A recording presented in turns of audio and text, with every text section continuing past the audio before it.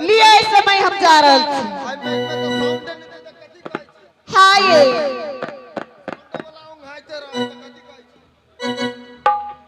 यही उठला तारा दिया ये बंजुलिया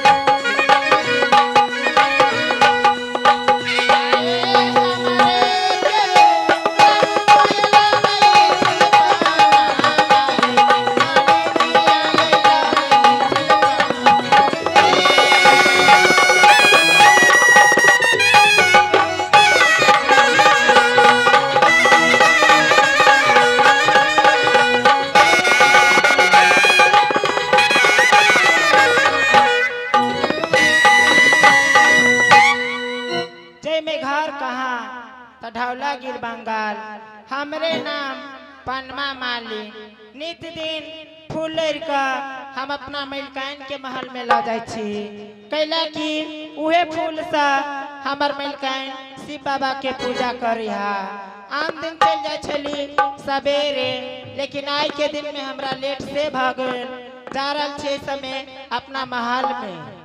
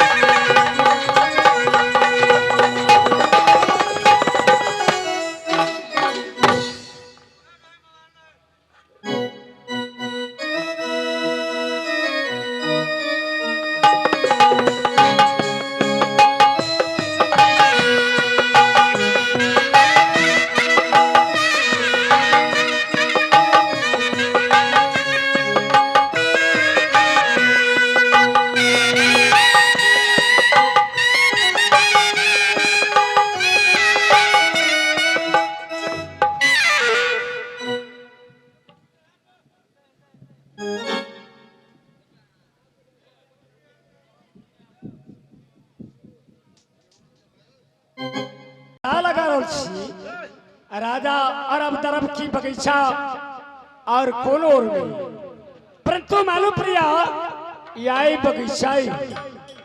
बगीचा में विभिन्न प्रकार के कलिए अनेकों रंग की फले अलग जगह रोल यदि कोई नर नारी एता कोई मानव एता कोई रिलेशन कोई न्योता लगे बेटा करो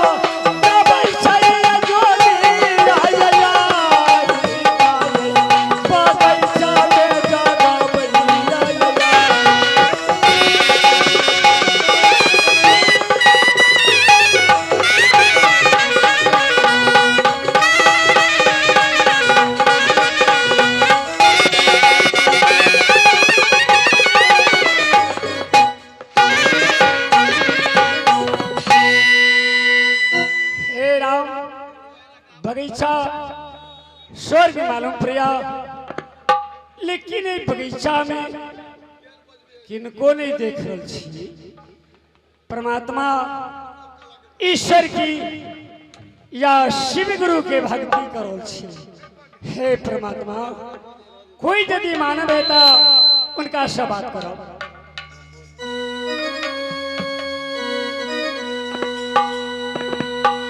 श्री कृष्ण गोविंद हरे मुरारी, हे नाथ नारायण वासुदेव।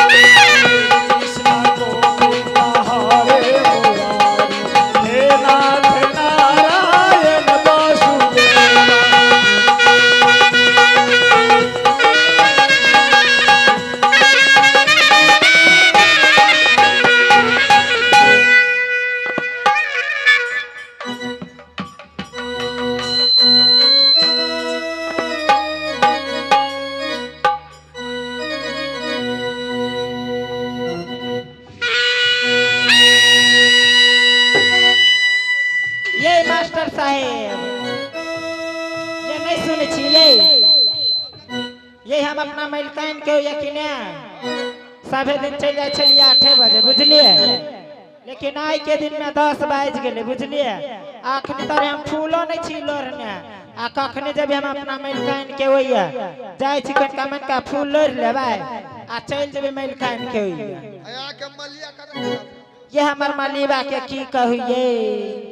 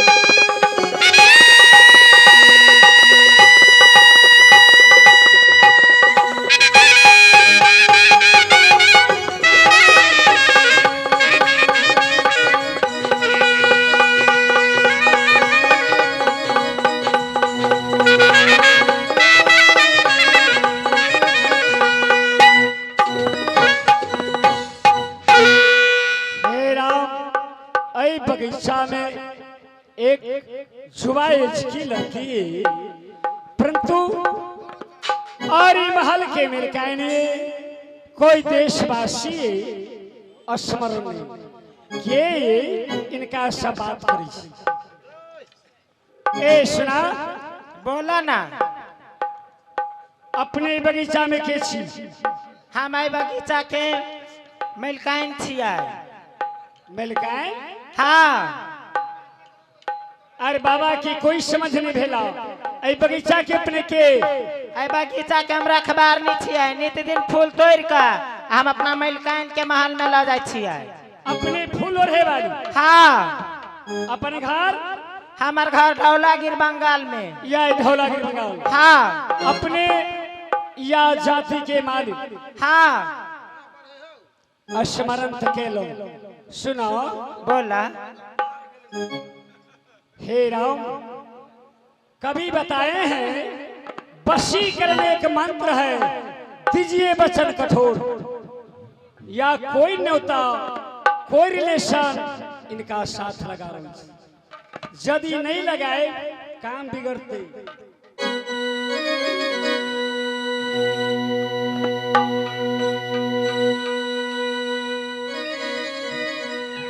सुना, बोला ना। प्रणाम मौसी। तो हमरा मौसी है बा?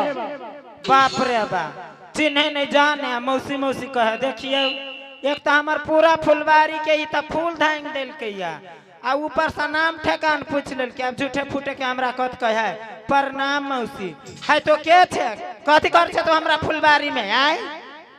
सुनो, हाँ। और अपने के नाम सारा कहानी हमरा से बुझाओ। कहा था अपने के नाम पनमा मालिन लिए? हाँ। हमरा माँ के नाम निर्मल मालिन। हमारे माँ भी आवाज देला, बेटा कोई मुसाफिर, कोई बटोही, कोई सौदागर धौलागिर में जाइयो, फिर जिंदा भक नहीं अबियो। ताई के लको अपने जोगी के रोल में जाओ या मौसी से दर्शन पाओ। तो हमरा मौसी है बा, विश्वास करो बिना बद ए मौसी। हाँ। तोरा नहीं विश्वास हो या? हमरा तो नहीं विश्वास होई है। केना विश्वास हो? एगो बात कहिया। कहा? हमार मलिबा है जिंदे, बुझला। हम अपना मलिबा के पूछ का आ उ जे कहते हाँ ठीक है तोर बहन बेटा है तब मानब।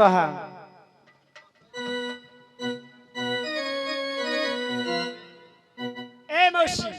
हाँ बोला ना। तो बोला बा ताले करी हम बतियाई छी। हाँ, आदरणीय श्रीमान राजकुमार सदा अय्या भगा के रोल पर 10 रुपया इसी पुरस्कार दिए हैं। उस श्रीमान के मैं चरणों में सादर प्रणाम कर रहा हूँ। ए मौसी सुन लिया? कहा ना। मौसा भी है? मौसा जिंदे है? हाँ मौसा जिंदे है। मौसो से कनी हम बात आई को ले। ठीक है हम हल्ला कर छे। ये मलिबा छिए? मलिबा आई सुनी करहिबा। या मौसी हमर लछमे